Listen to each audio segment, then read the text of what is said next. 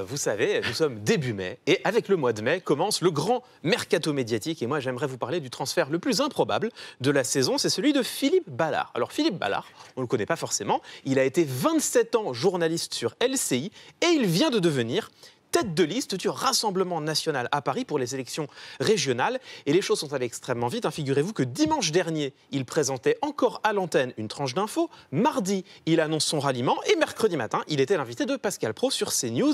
Et vous allez le voir, lui-même semble avoir du mal à s'y retrouver. Philippe Ballard, les gens d'LCI et de TF1, ils ont appris hier que vous passiez au Rassemblement national par la télévision, par l'AFP, ou vous leur aviez dit ? Je suis là pour parler quand même du Rassemblement national. Ah non, mais ça c'est ma vie d'avant. Alors maintenant, non, mais là, vous êtes, je suis au cher Rassemblement camarade, national. vous êtes journaliste. Non, mais c'est important de savoir comment ça s'est passé. Il y a eu un papier dans le Figaro. Mais, très bien. Mais ils l'ont appris hier soir. Et maintenant, c'est une autre vie qui s'ouvre à moi. Voilà, donc il ne faut plus lui parler de LCI. Tout ça, c'est sa vie d'avant. Sauf que regardez, quelques minutes plus tard. Et comme je suis toujours journaliste, moi j'aurais voulu poser une question à Philippe de Villiers. Est-ce que je peux poser une question à Guillaume Pelletier ? Voilà, parce que j'ai écouté attentivement. C'est assez typique de ce que nous, journalistes, parce que je suis toujours journaliste, même si j'ai la partie... D'accord. Non, vous n'êtes plus journaliste, vous prenez... vous êtes un homme politique. Oui, mais on garde ça dans nos gènes. Oui. Et il a raison, Pascal Praud. C'est une belle démonstration. Pascal Praud a parfaitement raison. Alors, ce qui est intéressant, c'est que pour un journaliste, le fait de passer le Rubicon et de s'engager en politique, c'est loin d'être la première fois. Et au fond, c'est pas ça le problème. Bien sûr que quand on traite de l'actualité politique tous les jours, on en vient à se forger soi-même une opinion.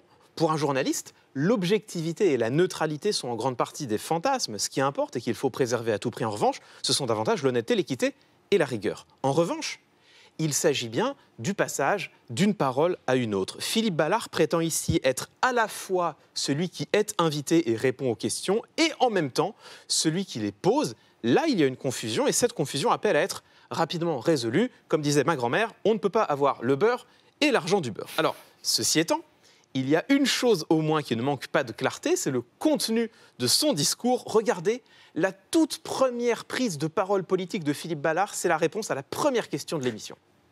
Qu'est-ce que vous allez faire dans cette galère ? Vous l'avez rappelé, ça fait quelques dizaines d'années, j'ai traversé de multiples rédactions, que j'observe un lent déclin de mon pays, qui est submergé par une vague migratoire incontrôlée.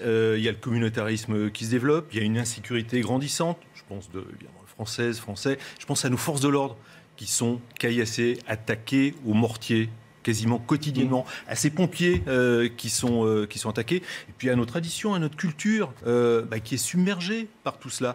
Autrement dit, notre identité qui s'en va tout doucement.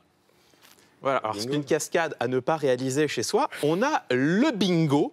Absolument tous les poncifs de la rhétorique identitaire et sécuritaire du Rassemblement national sont enfilés les uns après les autres comme des perles sur un collier. Et qu'est-ce que ça donne ? Eh bien, ça donne ce qu'on appelle un discours totalement dévitalisé. Il n'est pas structuré autour d'arguments, il n'est même pas articulé autour d'éléments de langage, il se contente d'accoler des mots-clés. En rhétorique, c'est ce qu'on appelle de la machine à phrases. Vous tournez la manivelle et ça sort comme ça à l'infini. Alors, ce procédé, il faut préciser qu'il n'est absolument pas propre au Rassemblement national. On le retrouve utilisé par presque tous les orateurs et toutes les oratrices de tous les partis. Et c'est justement l'occasion d'attirer l'attention sur ce qui est une dérive assez triste du discours politique. Mais chez Philippe Ballard, il faut admettre que tout ceci est magistralement caricatural, comme quoi se présenter à une élection, c'est une chose, mais produire une véritable contribution, eh bien, c'en est une autre.